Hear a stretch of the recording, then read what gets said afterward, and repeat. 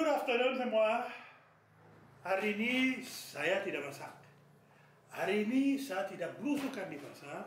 Terus hari ini saya tidak jalan-jalan. Tapi saya duduk di studio. Mau jawab. Karena di sini ada banyak pertanyaan dari konsumen saya, teman, kawan, saudara. Terus saya pilih 12. Terus saya mau ini coba kasih benar jawaban paling jujur ya, oke? Kita baca pertanyaan pertama. Kalau saya sudah tua harus pakai kacamata. Dari Ibu Nina dari Sidoarjo. Mengapa Chef Anthony memutuskan untuk menjadi chef? Wah, banyak orang tanya ini. Oke, tahun 70-an, waktu saya masih di SMA, SMP, saya tidak suka sekolah sebenarnya. Bukan karena saya malas, tapi tidak suka ini sistem pendidikan. Terus, waktu saya lulus SMP, guru dipanggil, bilang, kamu mau jadi apa? Saya bilang, saya tidak mau masuk SMA, saya tidak menarik sebenarnya. Mau jadi apa? Katanya saya suka masak dan suka makan. Pikir, mau jadi chef. Balik ke rumah, bilang papa saya, ibu saya, nenek saya, adik, kakak. Saya mau jadi chef. Wah, ini seperti ada tsunami di rumah. Semua orang pemilik besar. Karena di keluarga saya tidak ada chef, tidak ada orang kerja di bidang ini. Terus akhirnya saya paksa-paksa, ibu bilang, oke, saya daftar kamu di hotel perhotelan di Paris, namanya Jean Ferrandi. Salah satu sekolah terkenal di dunia sekarang. Terus, kalau diterima, kamu masuk, tidak apa-apa. Kalau tidak diterima, harus cari jalur lain. Saya ikut ujian pertama, saya termasuk 50 besar. Setelah ini, saya ikut wawancara sama manajemen sekolah ini. Akhirnya diterima saya. Wah, saya senang banget. Karena saya sudah tahu, ini adalah my future sebenarnya, untuk masa depan saya. Terus, dari mulai waktu saya lulus, dapat diploma sampai sekarang, saya masih di bidang ini. Dan masih sangat suka sebenarnya. Kalau punya anak atau saudara mau jadi chef, jangan ditolak dari awal. Tanya-tanya, siapa tahu ini orang punya bakat. Ya, oke Bu, ayo sekarang minta kita lanjut ke pertanyaan kedua. Pak Arif dari Bandung. Sudah berapa tahun Anda tinggal di Indonesia dan mengapa Anda memilih untuk tinggal di Indonesia? Saya tahun 94, saya kerja di Thailand. Terus sudah berapa tahun saya mau pindah. Terus kemudian di sana manajemen hotel, saya tinggal di Le Méridien, kerja untuk Le Méridien. Tanya saya mau Rio atau mau Jakarta. Saya pikir, akhirnya pilih Jakarta. Saya suka banget sebenarnya. Terus dari tahun 94 sampai akhir 98 saya di Jakarta. Saya pindah 1,5 tahun di Bahrain, terus saya balik di Jakarta. Waktu balik di Jakarta saya ketemu salah satu pacar, sekarang jadi mantan pacar, jadi istri saya. Terus sebenarnya saya suka banget negara ini. Makanan enak, negara luas banget, orang sangat ramah. Saya suka memang. Terus sampai sekarang saya tidak mau pikir mau pindah ke negara lain, kecuali mungkin balik ke Prancis, siapa tahu. Ya, sekarang Indonesia memang home saya ini, my second home di dalam bahasa Inggris. Terus saya sangat santai di sini. Ya, Indonesia memang negara sangat menarik. Ya, ayo pertanyaan ketiga. Bu Liza dari Sidoarjo. Apa makanan Indonesia halal favorit Chef Anthony? Tergantung Bu. Tergantung saya ada di mana.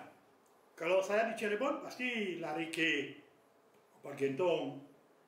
Kalau saya di Solo pasti cari sate buntel.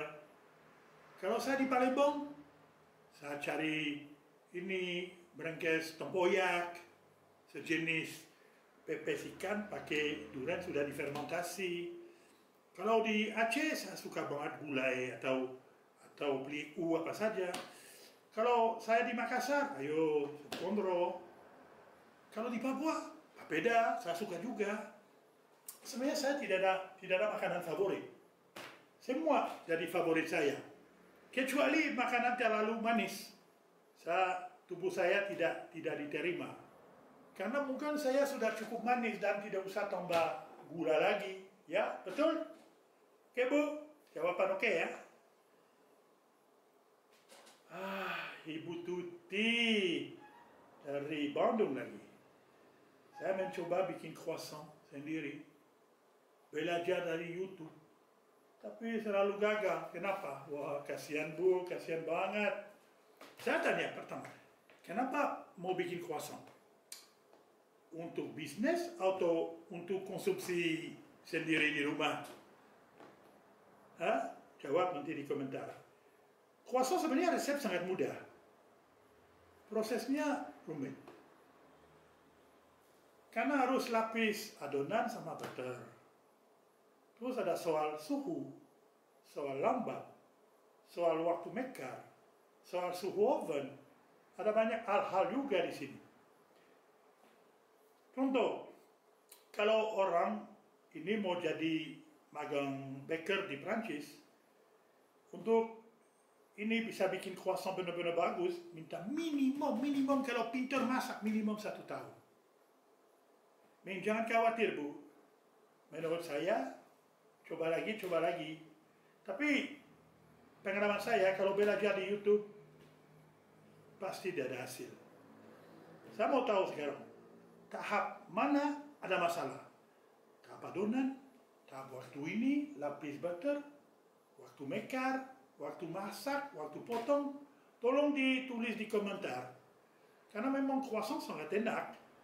Tapi tidak semudah ini memang. Ini ada jam terbang sebenarnya kalau mau bikin croissant benar-benar enak. Ya? Oke Bu Tuti, ayo semangat. Oke? Ibu Rini dari Jakarta. Halo Bu Rini. Mengapa Anda tidak ingin berbagi resep quiche Anda yang terkenal di Java Blue Book? Saya jawab jujur. Saya punya bisnis juga. Kalau saya mulai bagi semua resep saya ke tamu, ke orang, nanti saya mau jual apa? Oke? Sebenarnya, berapa tahun yang lalu, saya bikin cooking class di Jakarta untuk judul quiche sebenarnya. Saya kasih banyak trik-trik untuk bikin quiche, memang enak banget. Sampai sekarang, semua peserta ikut cooking class saya gagal. Karena quiche bukan resep juga. Ada banyak faktor lain juga, seperti mood, panas, atau banyak hal-hal memang. Kalau saya tidak di mood, saya tidak masak quiche. Menurut saya, jangan repot Bu, jangan bikin quiche sendiri. Kalau mau makan quiche enak-enak, pesan sama saya aja, gampang kan? Ayo, saya tunggu pesanan Bu, ayo.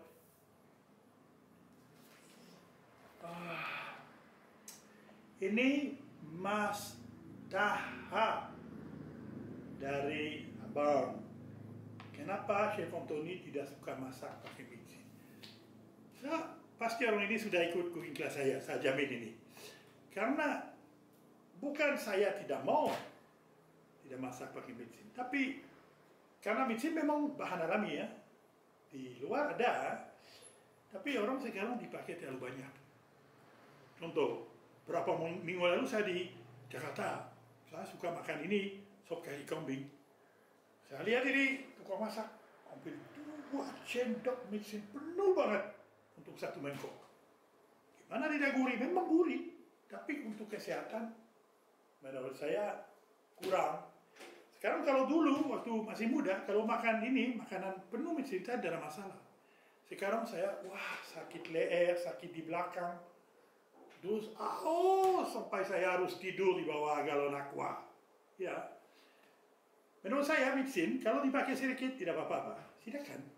Ya, tapi di rumah saya tetap ada micin, tapi saya dipakai untuk tanaman, tanaman greke, mawar, pohon hasilnya bagus, bunga mekar dari besar dan tahan lama. Oke, sudah jawab? Ayo tahap, sampai kita mulai lagi. Ini paling lucu ini.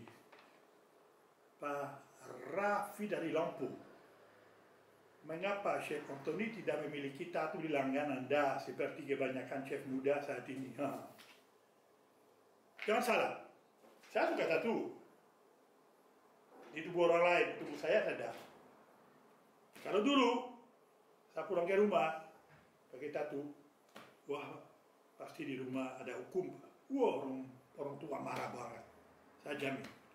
Kedua, kalau ada cari kerjaan, ada wawancara sama chef, kau lihat tubuh saya, lengan saya penuh tato, pasti orang lihat saya kiri kanan, mata mulai mekar, muka jadi merah, terus jadi marah-marah pasti diusir. Karena dulu tidak boleh. Oke? Sekarang silakan. Anak saya penuh tato, biarin lah. Oke? Sekarang saya lihat chef-chef muda pakai tato, biarin. Kadang-kadang memang bagus banget. Ini sudah seni sebenarnya. Oke? Kalau sudah tren, why not lah? Apakah Mas Raffi punya tato juga? Tulis di komentar di bawah. Setelah ini pertanyaan ini tato lucu banget sebenarnya. Karena semua chef muda memang pakai tato. Termasuk sebenarnya anak saya pakai tato juga sebenarnya. Kerja chef di Belanda. Tapi kalau mau silakan. Oke. Ayo kita lanjut. Pak Haji dari ini Purwakarta. Apa idola kuliner Anda? Wow. Kalau saya pikir punya 3. Idola nomor 1, nenek saya. Saya masih ingat kalau nenek saya masak untuk keluarga, untuk cucu, makanan enak banget. Nenek saya bukan orang profesional, bukan chef terkenal, ibu rumah tangga aja. Tapi kalau masak, hasil makanan penuh cinta. Saya sampai sekarang masih ingat waktu bikin roast chicken. Simple jangan. Pakai mashed potato, jus, lidah sampai sekarang, kamu rasa sampai sekarang tempel di lidah saya. Enak banget. Karena bahan bukan lebih bagus. Saya jamin lebih bagus. Tapi selain bahan, pasti waktu masak penuh cinta. Kasih soul di dalam makanan. Untuk memang kita memang dinikmati full, penuh. Untuk saya memang inspirasi banget. Ya, sebelum meninggal dunia dikasih semua resep sebenarnya. Punya nenek saya banyak ditulis pakai tangan, punya buyut juga. Saya berapa kali coba bikin masak ini, resep dari nenek, tapi hasilnya beda jauh. Tidak tahu karena bahan atau saya tidak kasih cukup tinta di dalam makanan. Saya tidak tahu. Kita harus pikir ini. Kedua, ini memang chef luar biasa. Sama Mr. Jacques.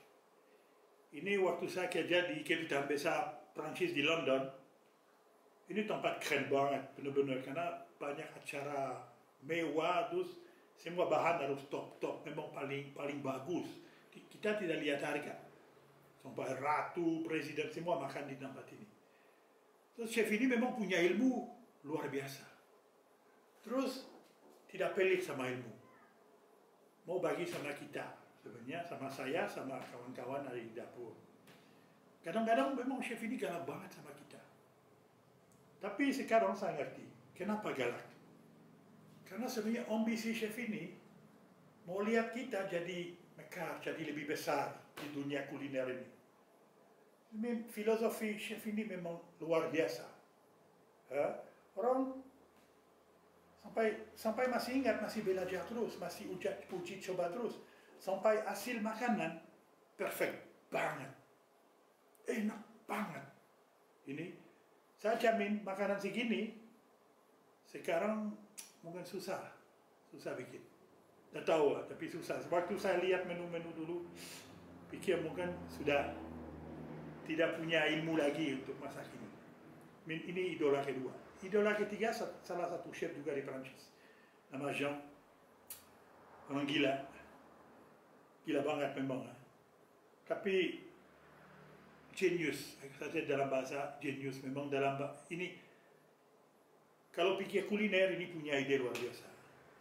Punya ide untuk kombinasi antara berapa bahan untuk jadi hasilnya jadi luar biasa, super dahsyat.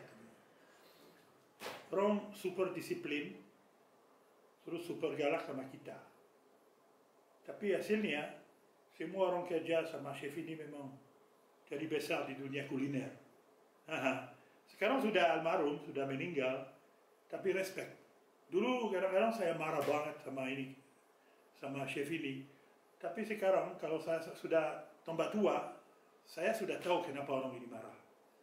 Karena sebenarnya orang mau kita jadi orang besar di dunia ini, dunia kuliner. Sebenarnya salut untuk 3 idola ini. Ya, oke Haji, sudah jawab? Ya. Oh, Ibu Astrid dari Sukabumi. Saya pengen makan mochi di sana. Sudah lama dah mampir. Oke. Apa hobi Anda selain memasak? Semua chef harus punya hobi.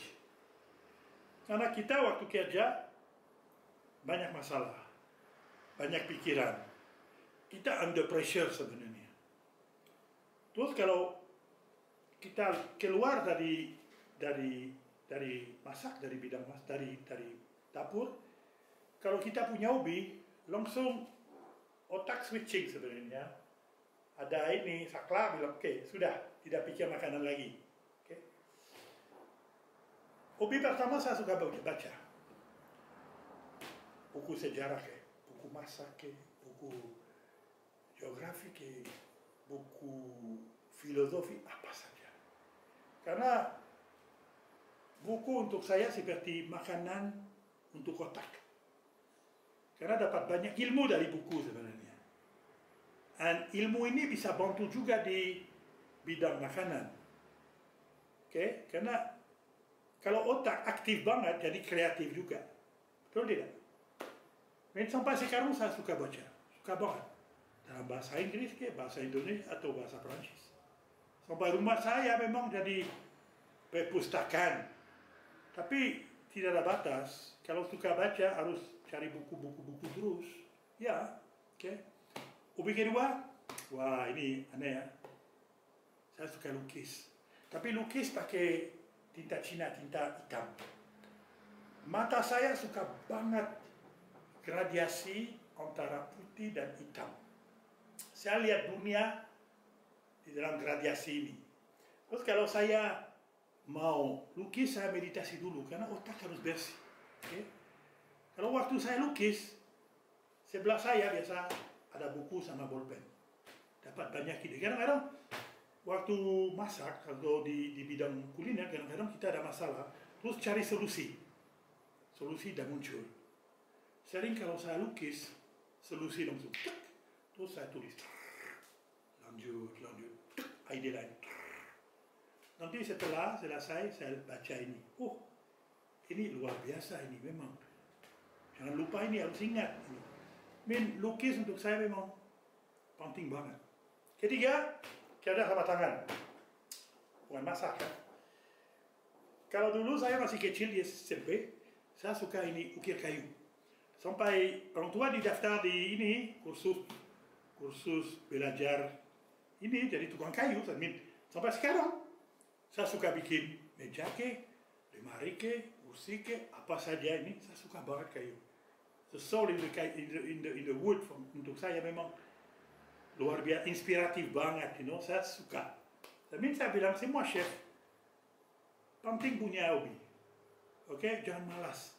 Semua orang sebenarnya punya hobi, tapi banyak orang malas. Cari setelah masak capek, mau tidur. Saya capek juga, tapi saya paksa. Paksa sampai memang kalau saya lihat bidang kuliner dalam hobi saya beda jauh.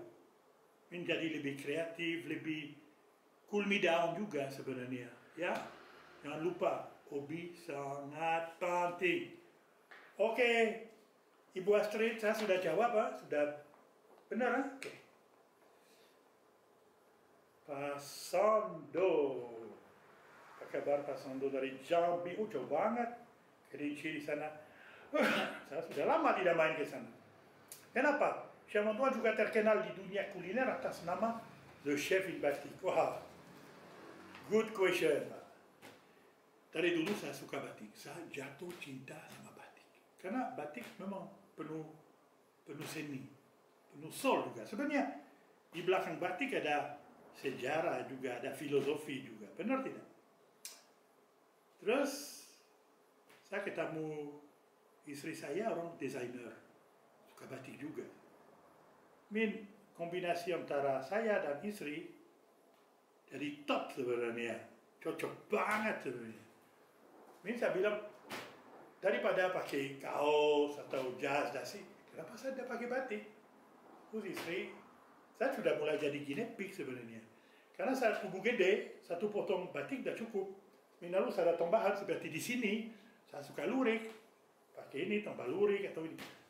Terus istri saya memang sangat pintar, sekarang sudah punya lebih dari 100.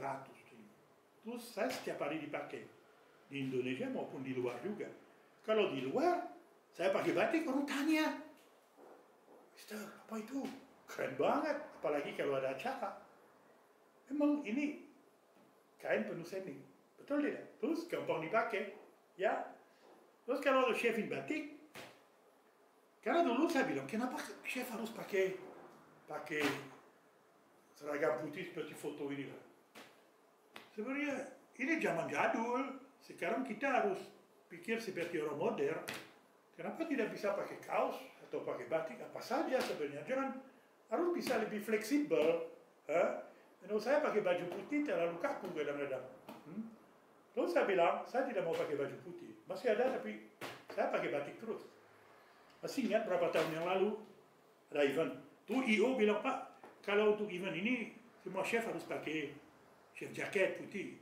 Saya bilang saya dah punya, Pak, dah mau. Harus, Pak. Oke, saya kasih pilihan.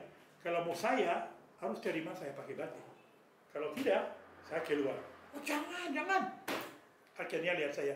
Oke, Pak, pakai batik aja. Oke, why not lah. Akhirnya kita di Indonesia. Terus praktek banget, gampang dicuci, enak Pak, enak. Saya suka banget. Ya, sampai sekarang di mana-mana orang panggil, kamu tuh chef in batik. Sering kalau jalan-jalan atau di bandara orang, Bapak Antoni itu chef in batik. Ya Pak, ya, lucu aja. Ini sebenarnya namanya branding. Oke, sudah jawab? Ayo kita lanjut. Pak Umar dari Jakarta. Apakah Anda merindukan makanan Perancis? Wah, Pak. Saya orang Perancis, Pak. Lahir di Perancis. Dari ibu, bapak orang Perancis. Genetik Perancis. Terus saya dari kampung juga, kampung terkenal di Perancis untuk makanan enak. Kadang-kadang saya rindu, apalagi keju. Sebenarnya sekarang bisa dapat keju di Indonesia, tapi beda sama keju di Perancis. Kalau rindu, kadang-kadang memang rindu, Pak. Tapi kalau tidak bisa dapat, saya masak sendiri aja. Sering saya masak makanan Perancis. Tapi kadang-kadang makanan Perancis untuk saya, ini lucu sebenarnya. Makanan Perancis untuk saya terlalu hambar. Kalau masak seperti chicken chaser, saya tambah sedikit cabai jadi lebih medok, lebih pedas. Terus rasanya saya suka. Kadang-kadang makanan Perancis sekarang terlalu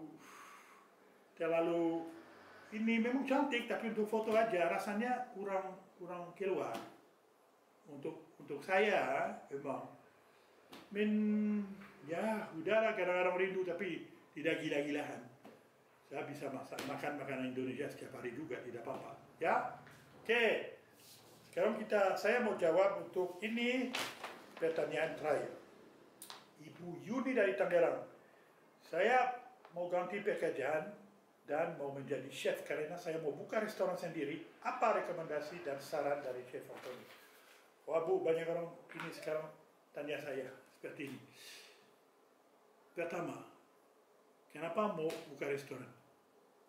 Oke. Kemarin saya baca studi dari Amerika, 80% manusia di dunia mimpi satu hari mau buka restoran karena gampang, pikir gampang. Apalagi sekarang lihat di TV MasterChef apa coba, Chef whatever, lihatin di dapur seperti mainan, seperti ini. Oke.